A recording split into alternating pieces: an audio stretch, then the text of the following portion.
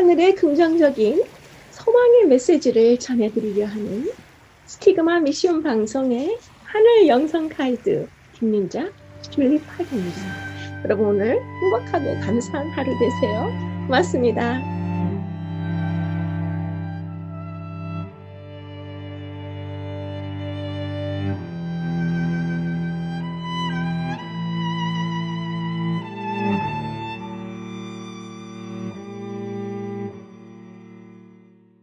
안녕하세요. 오늘은 제12과 굳게 서도록 부르심이란 제목으로 에베소서를 계속 이어서 공부하시겠습니다. 여름에 한창 더운 시즌에 에베소서를 공부하시면서 계절로 인한 어수선한 그런 후유증과 더불어 또 미국에서는 서부 야영회와 중동부 야영회가 열리고 또 각 가정별로 한창 휴가철이기도 하죠. 그래서 에베소서가 매우 중요하지만 얼떨결에 시간이 빨리 흘렀고 벌써 12과가 되었는데요. 저희 스티그마 미션 방송에서 특별히 2023년도에 이 에베소서를 진행하면서 5과에서 9과까지 더욱 영적으로 중요한 그런 내용들을 엮어서 방송을 진행했습니다. 따라서 개인적으로 분주한 여러 가지 사정으로 인해서 에베소서의 5과부터 9과까지를 혹시 시청 기회를 놓치신 분들은 이 과의 순서에 상관없이 영적으로 매우 중요한 2023년도 제3기에 저희 방송의 에베소서 5과부터 9과까지를 다시 열어보시는 기회를 가지시면 참 좋겠습니다. 그러면 오늘 내용은 제12과 또 중요한 내용을 요점별로 진행하도록 하겠습니다. 그러면 12과를 시작하면서 매우 중요한 주제 성경절이죠. 에베소서 6장 11절을 보시겠습니다. 마귀를 능히 대적하기 위하여 하나님의 전신갑주를 입으라. 구약의 역사 속에서 큰 위기 앞에 대전쟁으로 싸우러 나가야 하는 유대 민족 나라의 절대절명의 큰 위기 앞에서 군사 부대를 이끌고 전쟁을 떠나는 그 군사의 최고 장군이 출정 연설을 하듯이 사도 바울이 말하고 있는 것입니다. 에베소서 6장 11절에서 사도 바울은 군사적인 충돌과 무장을 예로 들어서 그리스도인들의 영적 전투의 모습을 강조하고 있습니다.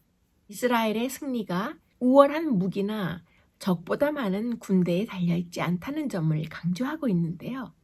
영적 전쟁의 승리는 오직 하나님의 임재와 하나님의 능력에 달려있음을 호소하는 것이 지금 보시는 에베소서 6장 11절의 내용입니다.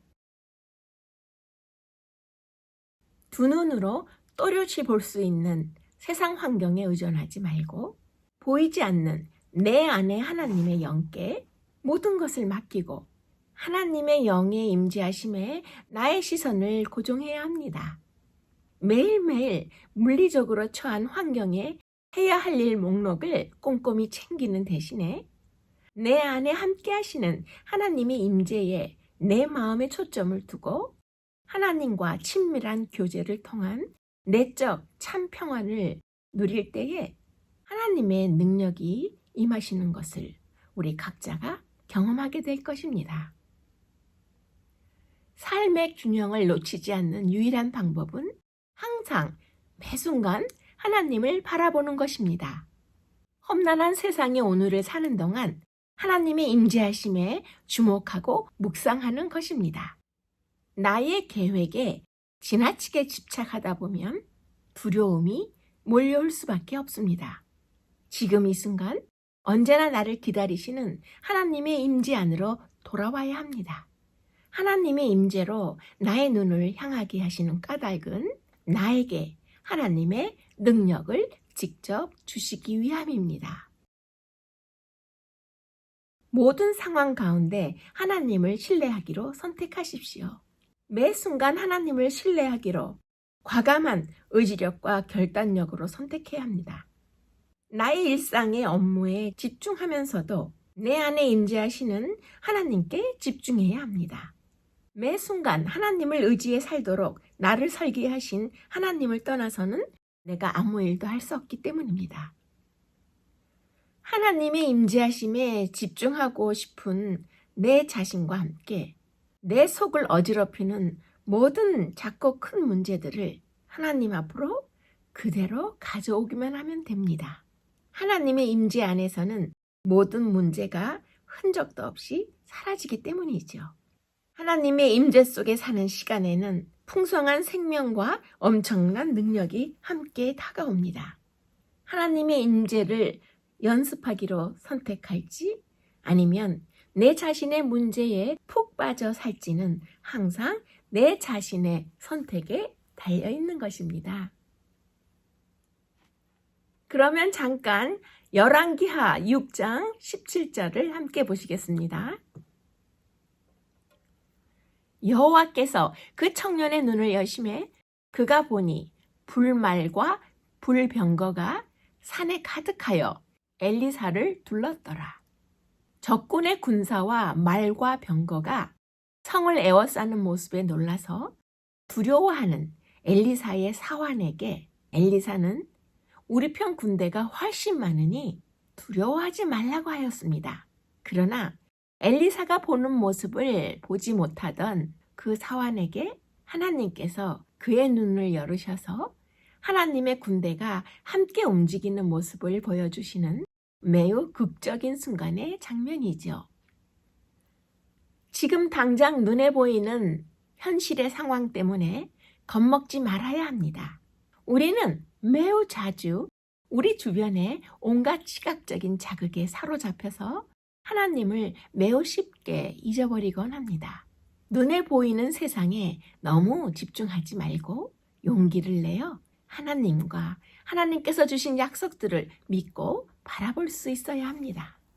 바울은 에베소서 6장을 기록하면서 신자들의 눈이 밝아져서 대쟁투의 실체를 온전히 보고 그들에게 계시된 장면을 통해서 희망을 얻기를 기도하고 있는 것입니다. 그러면 바로 이어서 시편 27편의 중요한 말씀을 비교하여 보시겠습니다. 너희는 내 얼굴을 찾으라 하실 때에 여호와여 내가 주의 얼굴을 찾으리이다. 하나님은 우리가 처한 모든 상황의 주인이십니다. 우리 삶의 모든 면에 개입하실 수 있으심을 믿으면서 삶의 어두움 속에서도 우리는 하나님께 매달려 있어야 합니다. 나의 현실이 나의 방식대로 나의 계획대로 풀리지 않을 때에도 허둥지둥 방황하지 말고 하나님의 임재를 누리면서 하나님의 얼굴을 찾아야 하는 것입니다. 모든 것을 통제하고 싶은 욕망은 오히려 내 자신을 더욱 좌절시킬 뿐이므로 내 삶의 주도권을 하나님께 내려놓고 하나님의 주관적인 다스림 안에서 나의 현실의 부조리함과 억압된 관계에서 오는 피곤함과 모든 절망감을 맡기고 영적 승리자의 기쁨을 누릴 수 있어야 합니다. 하나님의 얼굴을 찾을 수 있어야 하는 것입니다. 165페이지에서 중요한 질문을 하고 있는데요. 우리가 초자연적인 대적과 싸우고 있다는 사도 바울의 경고에서 그러면 이런 무서운 싸움에서 영적 싸움에서 우리가 대항하여 이길 수 있는 그 유일한 희망은 어디에 있는가요? 라고 묻고 있습니다. 그러면 열왕기하 6장 17절의 말씀으로 가보시겠습니다. 내가 네게 명한 것이 아니냐? 마음을 강하게 하고 담대하라. 두려워 말며 놀라지 말라. 내가 어디로 가든지 내 하나님 여호와가 너와 함께 하느니라. 절대자를 인정하지 않는 편견의 렌즈를 통해 세상을 바라보는 시선은 우리를 극도로 좌절하게 만들 수밖에 없습니다. 가장 중요한 것은 우리 인간이 볼 수 있는 것들이 아주 작은 부분일 뿐이라는 것입니다. 엘리사의 하인은 불말과 불병거가 적으로부터 자신들을 보호하기 위해 그들을 둘러싸고 있었음에도 엘리사가 보는 것을 믿음으로 볼 수 없었기 때문에 공포에 떨고 있었습니다. 눈에 보이는 것 이상을 볼 수 있는 그리스도인으로서의 용기가 절대적으로 필요한 것입니다. 165페이지의 또 다른 질문에서 매우 중요한 내용을 묻고 있죠. 우리의 영적 승리의 희망을 어디에 두고 살아가는가라고 물으면서 우리가 너무 자주 좌절하고 또 영적 무기력함을 느끼는 그 이유가 어디에 있을까요? 라고 묻고 있습니다. 그러면 우리 여기서 다시 함께 생각해 보도록 하겠습니다. 어느 날 개미들이 모여서 이야기를 합니다. 세상에서 제일 큰 동물이 코끼리라고 하는데 코끼리가 도대체 어떻게 생겼고 어떤 동물인지 알아보기로 하자고 의논을 한 것입니다. 그러고는 수십 마리의 개미 대표단이 코끼리를 찾아 나섰습니다. 드디어 코끼리 울음소리가 나는 것 같은데 너무 덩치가 큰 코끼리가 개미들의 눈에 도무지 보이질 않는 것입니다. 개미 눈에 코끼리가 제대로 보이겠습니까? 그때 개미 대표단 단장이 말합니다. 여러분 안 되겠습니다. 눈으로는 안 보이니까 우리가 전부 코끼리 몸에 다가서서 코끼리가 어떻게 생긴 동물인지 나누어서 알아보기로 합시다. 라고 말을 했어요. 그래서 수십 마리 개미들이 조를 나누어서 코끼리에게로 접근하기 시작합니다. 코끼리 몸을 타고 개미들이 오르기 시작하는데요. 코끼리에 대한 정의를 내리기 시작합니다. 코끼리 다리를 기어오르던 개미들은 코끼리는 너무너무 높은 절벽과 같은 동물이다 라고 말했습니다. 코끼리의 등에 붙어 있던 개미들은 코끼리는 운동장이다 라고 말했어요. 코끼리는 갈대숲이다 라고 또 소리치기도 했습니다. 그러나 개미의 눈에는 코끼리가 제대로 그 전체 모습이 보이질 않는 것입니다. 개미의 감각과 능력으로는 코끼리를 다 알 수 없게 되어 있습니다. 다시 말해서 개미의 수준으로는 그 큰 코끼리를 좀처럼 알 수 없는 것입니다. 이해할 수 없는 것이지요. 그런데 우리에게도 마찬가지입니다.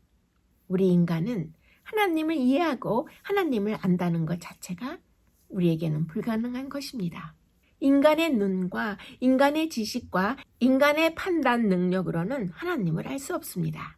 하나님은 이해의 대상이 아니고 믿음의 대상이기 때문입니다. 이해하는 것과 믿음의 차이는 확실합니다. 하나님은 이해의 대상이 아니라 오직 믿음의 대상인 것입니다. 우리 인간 존재란 하나님 앞에 서면 개미 같은 존재이고 먼지 같은 존재라는 사실을 확실히 알아야 합니다. 개미가 아무리 코끼리를 이해하려고 한들 이해할 수가 없습니다. 다만 하나님을 믿음의 대상으로 받아들이고 하나님을 믿을 때에 우리는 그 하나님을 영적으로 만날 수 있는 것입니다. 하나님은 영이시기에 영적인 믿음으로 영적인 눈과 영적인 귀를 가질 때 비로소 하나님을 볼 수 있고 들을 수 있고 하나님을 만질 수 있으며 우리의 유한한 지식으로 지적인 상태로 하나님을 지적으로 알 수 있게 되는 것입니다. 하나님께서 하늘은 나의 보좌요 땅은 나의 발등상이다 라고 하셨습니다. 이 말이 무슨 뜻일까요? 인간이 자꾸 하나님을 보기를 원하니까 하늘이 나의 보좌라고 말씀하신 것입니다. 하늘이 하나님의 의자라면 하나님이 얼마나 큰 분이실까요? 땅이 하나님이 발을 내려놓는 발판이라고 한다면 하나님은 얼마나 크신 분일까요? 개미가 코끼리를 볼 수 없듯이 우리 사람이 하나님을 볼 수 없다는 것을 비유하신 것입니다. 그래서 우리가 영적으로 무력하고 좌절감을 느끼고 실패한 것 같이 느끼는 그런 증상들로서 허우적거릴 때 우리는 이렇게 크신 하나님을 생각하고 우리의 유일한 희망은 그러한 하나님의 능력이라는 것을 떠오르게 하면서 우리가 절대로 실망하거나 좌절하지 않고 우리의 삶에 우리의 신앙의 희망을 높으신 하나님께 둘 수 있는 것입니다. 그러면 이제는 이어서 에베소서 6장 10절로 가보시도록 하겠습니다. 주 안에서와 그 힘의 능력으로 강건하여지고 신자들의 힘의 원천과 하나님의 교회가 발휘해야 할 능력은 신자들 자신에게서 나오는 것이 아니라 그리스도께서 주시는 것이며 장차 다가올 모든 전쟁에서 이길 수 있는 힘 또한 부활하신 그리스도와 결속함으로써 이길 수 있는 힘을 강조하고 있는 사도 바울의 교훈입니다. 성령님 안에서 항상 열심히 기도하고 간구하며 언제나 정신을 차리고 끊임없이 기도하십시오. 에베소서 6장 18절의 새 번역의 말씀인데요. 마지막 대쟁투의 힘과 능력은 신자들에게 나오는 것이 아니라 오직 그리스도께서 주시는 것으로서 우리가 기도로서 그리스도와 함께 할 때 굳건하게 이길 수 있는 영적인 힘이 우리에게 주어진다는 것을 잊지 말아야 하겠습니다. 167페이지의 질문을 보시면 다가오는 미래의 영적 전쟁에서 우리가 승리하기 위해서 가장 필요한 것은 무엇일까요? 라고 묻고 있습니다.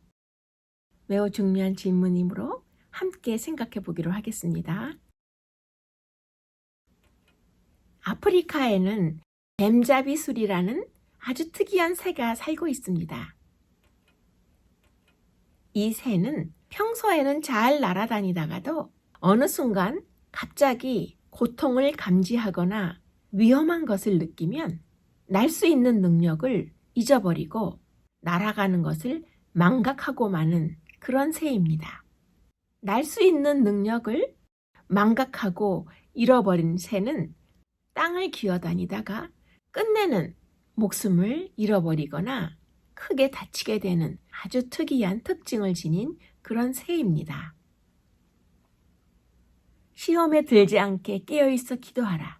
마음에는 원이로되 육신이 약하도다. 뱀잡이술이라는 아주 특이한 이름과 특징을 가진 이 새를 우리가 생각해 볼 때에 우리 자신의 모습도 비추어 볼 수 있습니다. 처음에는 상당한 훈련에 의해서 의지적으로라도 날마다 조금씩 기도를 하며 주님을 바라보고 삽니다. 그러나 막상 기도가 정말 필요한 다급한 순간에는 갑자기 기도의 의미와 기도 자체를 잊어버리고 어쩔 줄 모르고 당황하며 방황하는 우리 모두의 모습을 아프리카에 사는 뱀잡이술이라는 특별한 새의 모습에서 우리 자신의 모습도 발견할 수 있습니다. 하나님께 쓰임받은 사람들의 공통적인 특징은 기도하는 사람들이었다는 것입니다. 하나님 앞에 큰 일을 했던 사람들의 공통적인 특징은 그들이 기도를 쉬지 않았다는 사실입니다. 무디 목사님이 그랬고 웨슬리 목사님이 그랬습니다. 종교개혁자 루터가 그러했습니다. 루터는 기도는 노동이다 라는 표현을 했는데요. 루터는 평상시 반드시 2시간 내지 3시간씩 기도했습니다. 그런데 미국의 메가더 장군도 아주 유명한 기도하는 사람이었습니다. 메가더 장군은 전쟁 중에도 반드시 새벽 5시만 되면 기도를 했는데요. 기도할 때는 메가더 장군의 막사에 빨간 깃발을 걸어 놓았고 이때는 아무리 위급한 일이 생겨도 그 안에 부하 장교들이 들어오지 못하게 할 정도로 메가더 장군은 매일의 삶에서 기도를 우선적으로 여겼던 사람입니다.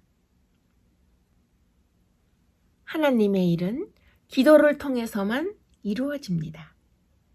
예수님께서도 기적을 베푸실 때는 반드시 기도를 하신 후에 하셨습니다. 예수님은 하루의 사역을 시작하거나 마친 후에는 반드시 한적한 곳에서 기도하셨던 모습을 우리가 기억해 볼 수 있습니다. 소망을 잃고 낙담한 사람들은 기도밖에 할 수 있는 일이 없습니다. 인류를 창조하실 때에 인간에게 하나님과 교제할 수 있는 능력을 넣어주신 우주의 왕이신 우리 하나님과 계속 교제할 수 있는 것은 엄청난 특권입니다. 이 놀라운 특권을 더 효과적으로 활용하는 기도를 위해 오늘도 성령님께 무릎을 꿇고 구해야 하는 것입니다. 그들이 부르기 전에 내가 응답하겠고 내가 들을 것이며 집 안에 있는 나만의 초라한 공간에서 만주의 주이시며 우주의 창조주 왕을 만날 수 있다는 것이 얼마나 놀라운 특권인가요? 시간을 초월하시는 하나님께는 과거와 현재, 미래의 모든 것이 큰 차이가 없는 것입니다. 하나님께서는 우리의 처음 사랑이 되고 싶어 하십니다.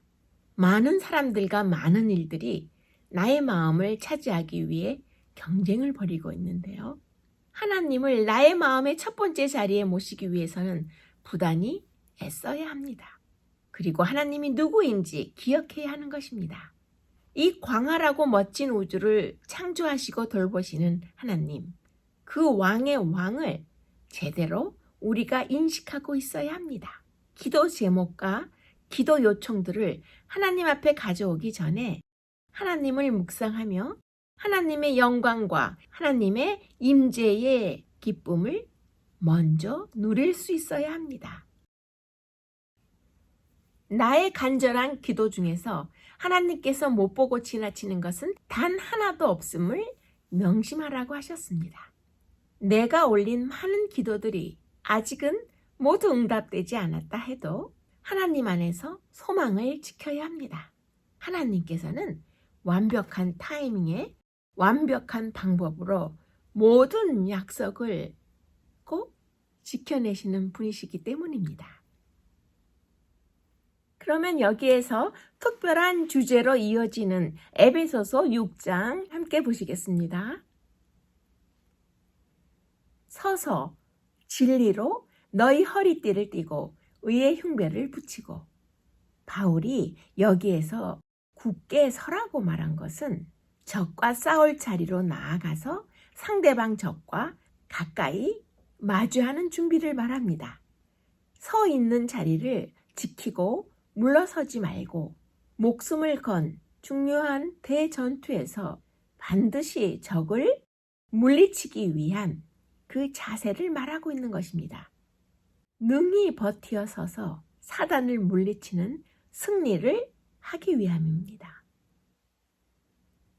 그런데 시편 46편은 우리의 생명이 위태로울 때 하나님을 알라고 제안하고 있죠. 그러면 우리가 알아야 할 이 하나님은 어떤 분이신가요? 시편 46편에는 만군의 여호와께서 우리와 함께 하시니 야곱의 하나님은 우리의 피난처 산성이시로다라는 후렴구가 7절과 11절에서 두 번 나오는 것을 알 수 있습니다. 만군의 여호와, 야곱의 하나님 이런 표현에 우리가 주목해야 하는데요. 우리는 흔히 만군의 여호와가 우리의 산성이 되시며 야곱의 하나님이 우리와 함께 하실 것을 기대합니다. 그런데 그 예상이 빗나가는 것을 지금 이 귀절에서 볼 수 있는데요. 천군을 호령하시는 만군의 여호와를 우리의 산성으로 표현하지 않고 있는 것입니다.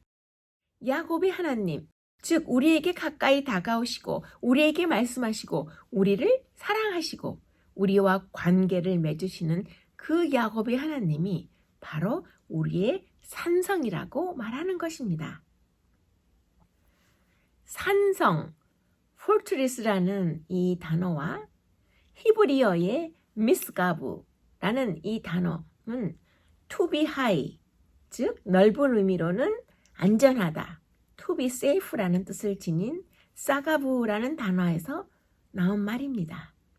이것은 시편 전체에서 하나님을 반석, 피난처, 산성으로 묘사하고 있는데 사용되는 단어이죠. 그러한 단어를 시편 62편과 71편에서 볼 수 있는 것입니다. 2000년 전에 헤롯 대제의 황폐한 요새를 가리키는 마사다라는 이스라엘의 아주 유명한 장소의 그 이름도 산성이란 단어, 즉 미스가브라는 그 말에서 파생된 단어입니다. 이스라엘을 여행하시다 보면 만나게 되는 이 마사다라는 곳은 건조한 사막에서 400m 정도 되는 아주 높은 곳에 그 위에 평평한 산정에 위치한 바위 요새입니다. 이스라엘의 사해의 서부 해안을 마주보고 있는 마사다는 아주 유명한 요새인데요. 주전 103년부터 76년 사이에 이스라엘의 대제사장이었던 요나단이 축조한 것으로 유명합니다. 그 후에 헤롯 대제가 자기 소유로 삼은 뒤에 호화로운 은신처로 개조했던 것을 역사적으로 할 수 있죠. 유대 역사가 요세푸스의 말에 의하면 헤롯은 유대인들이 폭동을 일으키거나 이집트에 클레오파트라가 침공할 경우에 피난처로 삼으려고 마사다에 갖가지 설비를 갖춘 것인데요. 이곳은 지형적으로 매우 높은 데다가 사면이 깎아지른 듯한 절벽 위에 위치해 있기 때문에 마사다는 말 그대로 난공불락의 요새였습니다. 난공불락의 요새 마사다는 헤롯 대제의 은신처로 건설되었지만 정치적인 격변 때는 안전한 피난처로 이용되기로 했던 것을 이스라엘 전쟁 역사에서도 볼 수 있는 그런 곳입니다. 이스라엘의 여리고 지역에서 약 60km 남쪽으로 위치해 있는 마사다는 사해 근처에 있는 높이 400m 위에 아주 높고 가파른 언덕에 위치해 있어서 외부의 침입을 막을 수 있는 천혜의 요새이죠. 헤롯 대왕이 자신의 신변 보호를 위해서 아슬아슬한 절벽 부분에 계단 모양의 3층 궁전을 건립했습니다. 정상 부분은 성벽으로 쌓아서 그 길이가 1300m가 되었고 저수장과 여러 개의 곡식 창고도 이 요새 안에 만들었습니다. 그러나 아이러니하게도 이 마사다 요새는 헤롯 대왕 자신은 전혀 쓰질 못했고 AD 70년 예루살렘이 로마 군대에 의해서 함락되었을 때 이 성을 간신히 빠져나온 960명의 유대인들이 이곳 마사다 요새로 이동해 왔고 그 당시에 960명을 이끌던 지도자는 엘리아살 벤 야일이라는 유대인이었습니다. 지금 보시는 이 영상은 현재 이스라엘을 관광하시게 되면은 이렇게 이 지역에서 케이블카를 타고 편안하게 오르는 그런 모습을 볼 수 있는 그런 장면인데요. 케이블카를 타고 마사다의 그 꼭대기로 올라갈 때에 그 맞은편으로 보이는 사해의 장관이 굉장히 인상적이죠. 그리고 또 그 지역에는 쿰란 동굴이 있는 성경의 사해사본이 발견되었던 그런 동굴들이 있는 아주 유명한 유대 광야의 동굴지대이기도 합니다. 실바 장군이 이끌던 로마 제국 군대는 3년간 이곳 마사다를 공격했습니다. 그들은 AD 73년 5월 마사다로 올라가는 데 필요한 토담 흙으로 만든 경사길을 만드는 일에 성공하였고 로마 군인들은 토담 경사를 통해서 이 마사다 정상까지 간신히 올라가서 마사다 성에 불을 지르는데 성공한 것입니다. 불을 지른 그날은 로마 군대가 그냥 퇴각했지만 그 이튿날 아침 로마 군대가 다시 공격하자 마사다 성 안에 숨어있던 유대인들의 아무 저항 없이 마사다 정상의 성을 정복하게 되었습니다. 그런데 로마 군인들이 절벽 꼭대기에 지어진 이 마사다의 성 안에 들어와 보니 사람의 인적을 찾아볼 수 없었고 이미 자결하여 죽어 있는 수많은 유대인들의 죽은 시체들만 가득했습니다. 이 당시 로마 군대가 마사다를 함락할 때 마사다 성 안의 동굴 속에 숨어 있었던 2명의 여자와 5명의 어린아이들을 발견했는데요. 이들로부터 전해 들은 이야기가 이스라엘의 역사가 요세푸스를 통해 다음과 같이 먹먹한 감동으로 전 세계에 아주 오랜 세월 동안 전해져 내려오고 있습니다. 로마 군대가 마사다 성벽을 부수기 시작한 날 밤, 유대인 지도자 벤 야일은 960명의 동지들을 모아놓고 마지막 연설을 했습니다. 비굴한 항복이냐? 로마 군인의 칼에 의한 죽음이냐를 외치면서 벤 야일은 제3의 선택을 제시하였는데요. 그것은 바로 명예로운 자유인으로서 이스라엘의 시민으로서 스스로 목숨을 끊는 그런 죽음의 선택이었습니다. 그들은 먼저 모든 소유물들을 한데 모아 불살랐습니다. 그런 후에 각 가정의 가장인 남자들에게 가족 중에 성인 여자들과 자기의 어린 자녀들의 목숨을 직접 끊게 했고 결국 남자들만 남게 되었습니다. 그러자 그들은 남은 남자들 중에서 10사람을 뽑아 나머지 모든 남자들을 죽이게 했습니다. 뽑히지 못한 남자들은 이미 죽은 부인과 죽은 아이들을 끌어안고 자신의 목을 제비뽑기로 뽑힌 그 10명의 남자들의 칼 앞에 내밀었습니다. 그래서 이제 모두 죽게 되었고 제비뽑힌 10사람의 남자들만 남게 되자 그들은 다시 제비를 뽑아서 마지막 한 사람을 골랐고 마지막 그 한 사람이 다른 9명을 죽인 뒤에 마지막 자기 한 명이 남았을 때 칼에 엎드려서 스스로 자결했던 것입니다. 1960년 마사다의 대규모 발굴에서 11개의 토기 조각을 발견했는데요. 그 중 하나에 벤 야일이란 지도자의 이름이 새겨져 있었고 마사다 최후의 날 죽음의 제비를 뽑을 때 사용했을 것으로 고고학자들은 주장하고 있습니다. 오늘날도 이스라엘 군대의 최종 훈련의 최종 코스는 사해 옆에 있는 이 마사다 절벽 정상에서 마무리되곤 합니다. 이스라엘 역사에 마사다 비극은 다시는 없을 것이다 라고 외치는 것으로 시작해서 그 높은 정상의 꼭대기에 선 후에 다 함께 We swear, we swear, we swear. 우리는 맹세한다, 맹세한다, 맹세한다를 3번 외치는 것으로 이스라엘의 현대 군대의 군사훈련을 마치는 것입니다. 현대 이스라엘 군대 훈련과 청소년 및 젊은이들의 정신훈련 교육 과정에서도 흔히 이 마사다에 올라가서 이렇게 외치면서 우리는 맹세한다, we swear를 외치는 이스라엘의 그 젊은이들의 모습에서도 이 마사다의 가슴 아픈 절절한 역사적인 의미를 새겨볼 수 있는 것입니다.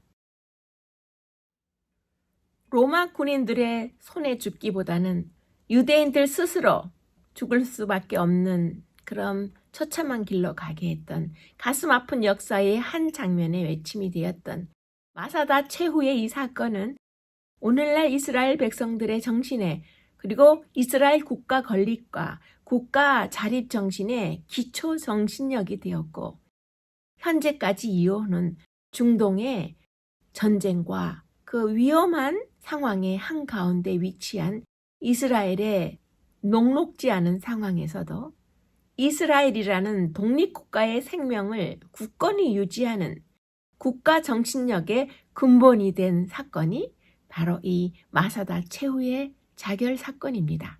이것은 중세 종교 암흑 시대에도 5천만 명 이상의 그리스도인들이 처절한 무저항의 순교를 당했지만 성도의 피는 복음의 씨가 된 결과로 비교해서 생각해 볼 수 있는 것입니다. 그러면 마지막 시대에 마지막 영적 대전투를 남겨놓고 그리스도인 군사로서 싸워나가야 하는 우리 모두의 영적 마사다는 과연 무엇일까요?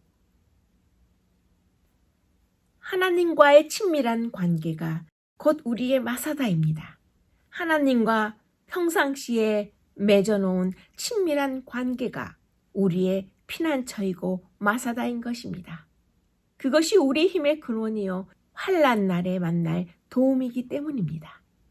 마사다는 환난 때 지은 것이 아닙니다.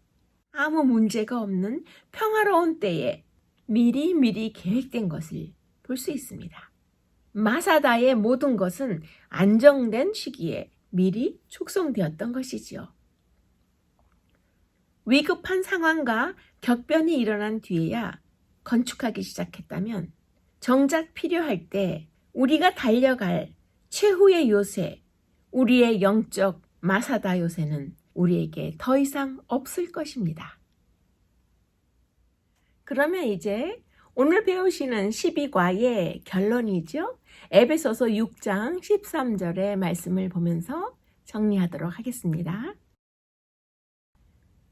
하나님의 전신갑주를 취하라.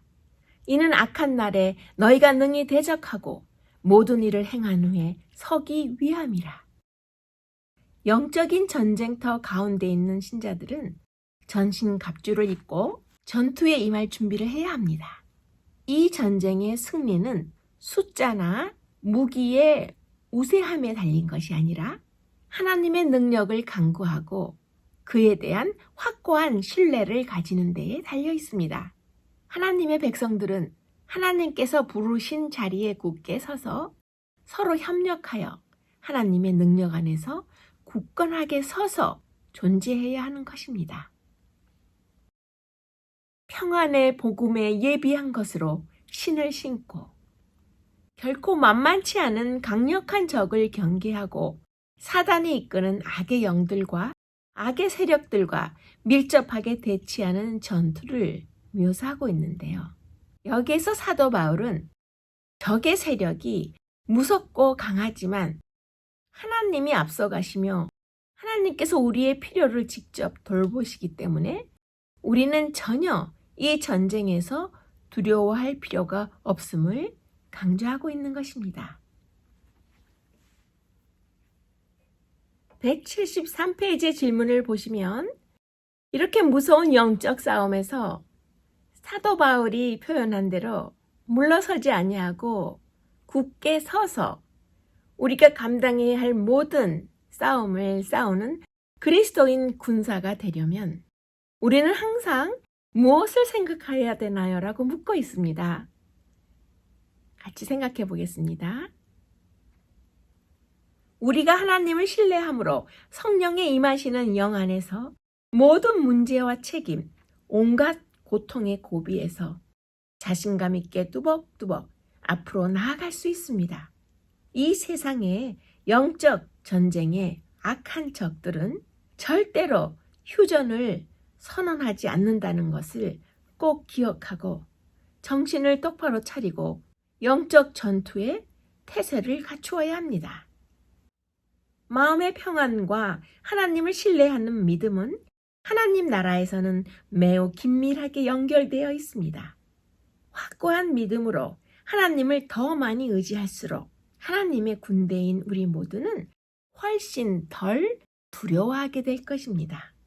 굳건한 자세로 하나님의 편에 정렬해서 서 있을 때 이 세상의 모든 나쁜 소식도 우리를 두려워하게 만들지 못할 것입니다. 삶의 균형을 놓치지 않는 유일한 방법은 항상 매 순간 하나님을 바라보는 것입니다. 보이지 않는 내 안에 하나님의 영께 모든 것을 맡기고 하나님의 영의 임재하심에 나의 시선을 고정해야 합니다.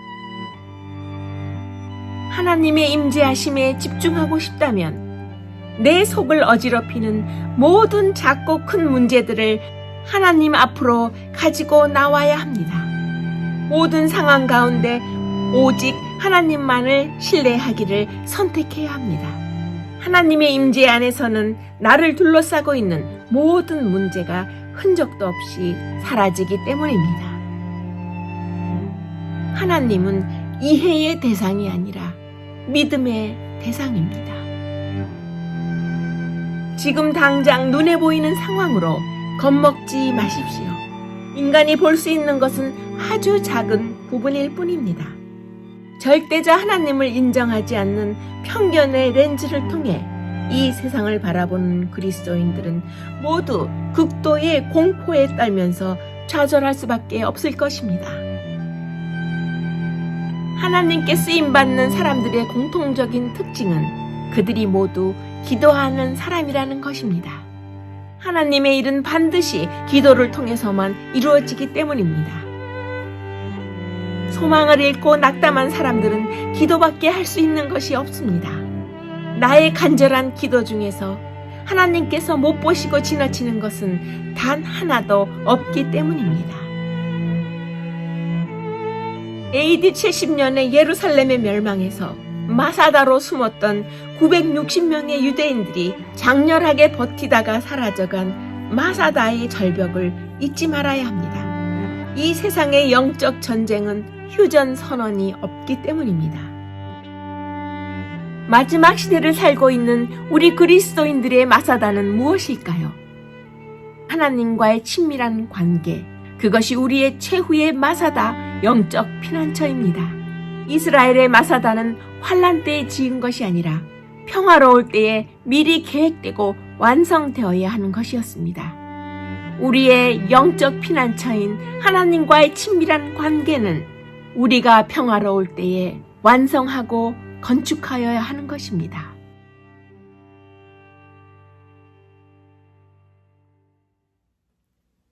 12과의 내용을 함께 해주셔서 감사합니다. 다음 주에는 13과의 내용으로 인사드리도록 하겠습니다.